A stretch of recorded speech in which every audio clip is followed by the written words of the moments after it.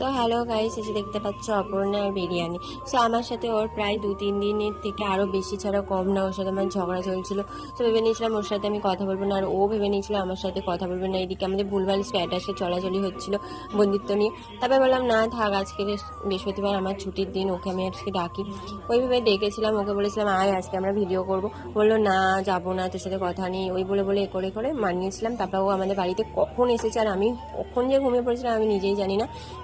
তারপর ও আমাদের বাড়িতে এসে ফার্স্টেই ফ্রিজ চেক করবে, কিচেনে চেক করে ফ্রিজে দেখবে কি কি আছে না আছে।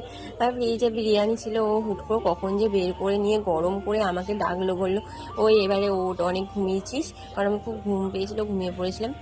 তারপরে উঠে দেখি যে ও বাবারে কি, আমি তো ফার্স্টে অবাকই হয়ে গেছিলাম। ও বললো হোজা গিয়ে ফ্রেশ হয়ে গিয়ে আমাকে এবারে আয়, এসে একসাথে খাই আর আমাকে খাইয়ে দে।